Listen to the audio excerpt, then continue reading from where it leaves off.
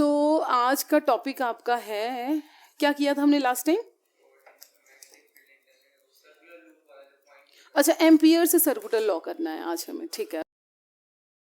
Amperes circular law, ठीक है। Maxwell ने फिर गलत कर दिया था एम्पियर सर्कुलर लॉ को, बट उस टाइम पे जब इन्होंने बताया उस टाइम पे तो बहुत ही जबरदस्त इस थ्योरी को माना गया था, बट बाद में मैक्सवेल ने गलत कर दिया कि नहीं, जब आप कैपेसिटर लगा दोगे इसके रास्ते में तो उस टाइम पे फेल हो जाएगा ये, ठीक है। वो आपका सेकेंड बुक जब स्टार्ट होगी तब। एम्पियर से सर्कुलर लॉ के लिए है क्या बच्चे, कि अगर हमारे पास कोई भी स्ट्रेट कैरिंग कंडक्टर है, ठीक है, और उसमें मैग्नेटिक फील्ड कैसा होता है हमारे पास, सर्कुलर होता है, ओके। सो इसमें फील्ड कितना होता है हमारा, बी, ओके। और क्या करना है, क्लोज्ड लाइन, वो वाला याद है गॉसेस लॉ? गॉसेस लॉ क्या था? गॉसेस लॉ था हमारे पास, एक हमने गॉसियन सरफेस ले लिया था, उस गॉसियन सरफेस के अंदर एक चार्ज ले लिया था, और जो ये चार्ज था टोटल जो फ्लक्स प्रोड्यूस कर रहा था वो किसके इक्वल था, phi, that is q by epsilon not,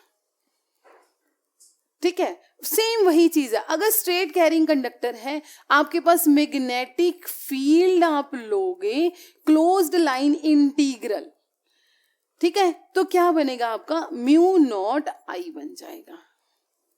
क्यों? क्योंकि वहां पे जो फील्ड था या फिर जो फ्लक्स था वो किस वजह से था, ड्यू टू चार्ज था, इसलिए रिलेशन में सारे का सारा इफेक्ट चार्ज से देख रहे हैं। पर अभी हम लोग पढ़ रहे current carrying, magnetic field due to the current carrying conductor, तो करंट की वजह से मैग्नेटिक फील्ड आ रहा है। तो कोई भी एलिमेंट है उस वजह से अगर करंट आ रहा है, करंट की वजह से क्या होगा, उसके सराउंडिंग में मैग्नेटिक फील्ड आएगा, ठीक है। चाहे आप सर्कुलर, आप बोलो नहीं सर्कल में क्या अलग चीज हो जाएगी, नहीं, अगर आप सर्कल लेते हो, जैसे इसमें आपने करंट भेज दिया, इसमें करंट भेज दिया आपने, तो इसका अगर छोटा सा पार्ट अगर आप ले लें, क्योंकि अभी हमें सोलेनॉइड में करना है ये सब, अगर आपने छोटा सा पार्ट ले लिया तो ये एलिमेंट बना हमारा, अगर ये एलिमेंट बनेगा तो करंट इस डायरेक्शन में जा रहा है, मैग्नेटिक फील्ड क्या होगा, ऐसे है ना, ऐसे यहां से ऊपर की अंदर की तरफ जा रहा है, यहां से अंदर की तरफ जा रहा है, और नीचे क्या हो रहा है, नीचे ये बाहर की तरफ आ रहा है, बाहर की तरफ आ रहा है,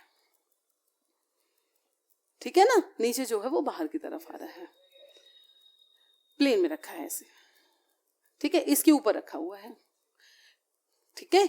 तो ये छोटा सा एलिमेंट हुआ, उसी तरीके से इसका होगा, उसी तरीके से इसका होगा, तो वो करंट आपका जा रहा है तो वो करंट एलिमेंट बनेगा, उसकी वजह से मैग्नेटिक फील्ड आएगा ही आएगा। उसको ऐड ऑन करके बाद में क्या कर लेते हैं वो बात की बात है, ओके। सो क्या है हमारे पास, बी डॉट डी एल, ये क्या है, मैग्नेटिक फील्ड, किस में है, इस लूप में है, इस लूप को क्या बोल देते हैं, एम्पियर लूप बोल दिया जाता है। समझ में आई बात? बस इतना ही है एम्पियर से सर्कुलर लॉ, ओके। लिख लीजिए इसको, बहुत इंपॉर्टेंट है बेटा, इसके क्वेश्चंस आते हैं।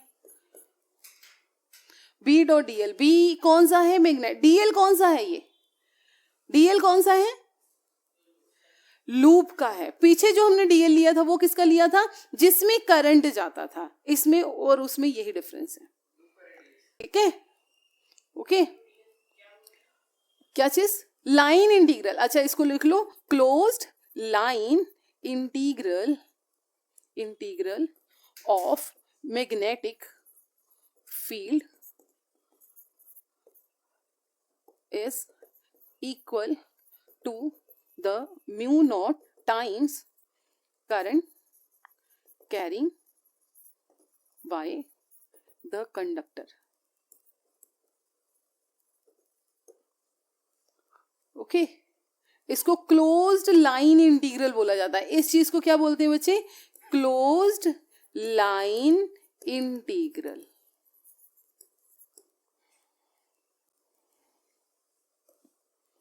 मैग्नेटिक फील्ड इसी से अब हमें फाइंड आउट करना है, due to the straight magnetic field due to infinite straight carrying straight conductor carrying current, okay. तो यहाँ पे क्या करना है बच्चे, हमें स्ट्रेट कैरिंग कंडक्टर लेना है, इनफाइनाइट ले लीजिए क्योंकि फाइनाइट के लिए अलग है डेरिवेशन, वो नहीं है आपके सिलेबस में, ठीक है, जेई नीट में है, उसमें मैं करवा दूंगी। अब जहां पे लेना चाह रहे हैं हम लोग, ये पॉइंट पे लेना चाह रहे हैं, ये डिस्टेंस कितना है यहाँ से, आर ले लेते हैं।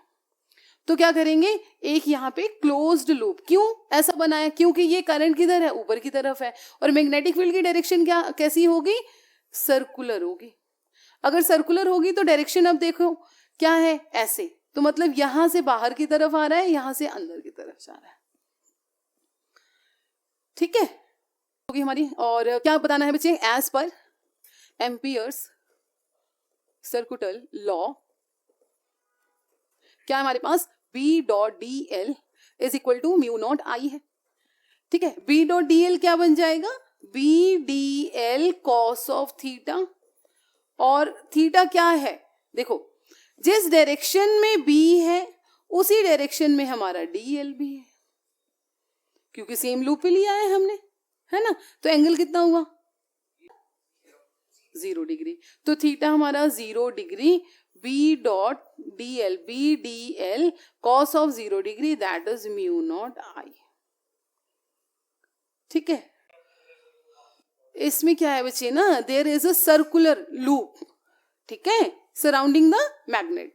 अब जिस पॉइंट पे हम लोग फाइंड, ये जो डीएल ले रहे हैं, DL is what, that is the part of your circle, जो हमने ये सर्कल लिया है उसी का पार्ट होगा वो, और उसी में अगर डायरेक्शन अगर हम लोग देखें उस पूरे सर्कल में, ये मेरे पास सर्कल है ना, ये सर्कल है, मान लो मैं अगर इस तरीके से लेती हूं, तो पार्ट क्या है, ये छोटा सा पार्ट है ना, तो इसका डायरेक्शन भी यही है, और हमारे पास मैग्नेटिक फील्ड की भी डायरेक्शन यही है, तो इस पॉइंट पे मैग्नेटिक फील्ड की डायरेक्शन भी हमारी बी इधर ही होगी, और डीएल की डायरेक्शन भी इधर ही होगी,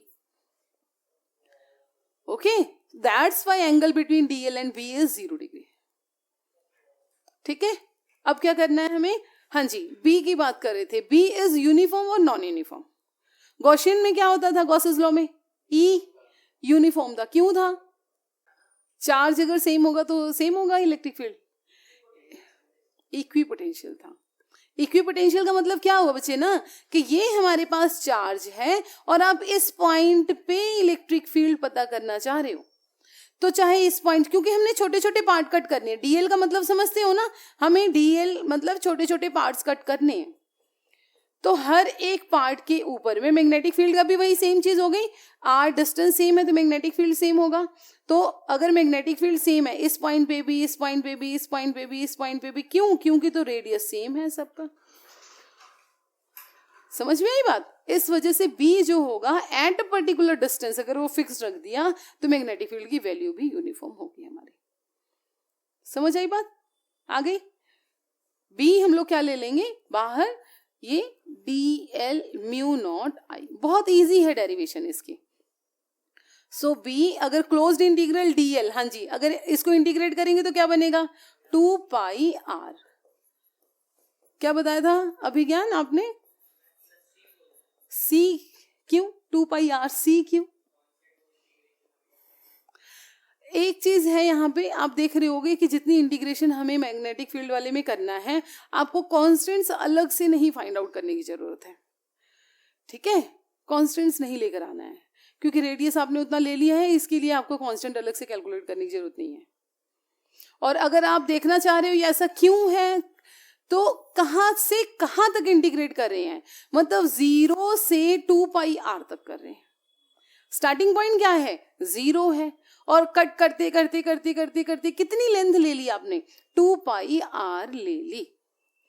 इस वजह से ये डेफिनेट इंटीग्रल है, इनडेफिनेट इंटीग्रल नहीं है, ठीक है। अब केमिस्ट्री में क्यों ऐसा किया था मैंने, इसीलिए केमिस्ट्री में आपको बता दिया, जो कंफ्यूजन थी आपको, एक बार आप क्या करो, उसको इनडेफिनेट से भी करके देख लो, एक बार डेफिनेट से भी करके देख लो, क्योंकि इनिशियल टाइम के ऊपर आपकी कॉन्सेंट्रेशन कांस्टेंट थी ना, और उस कांस्टेंट वैल्यू हमने वहां पे पुट कर ली, तो इंटीग्रेशन में कंफ्यूज नहीं होना है।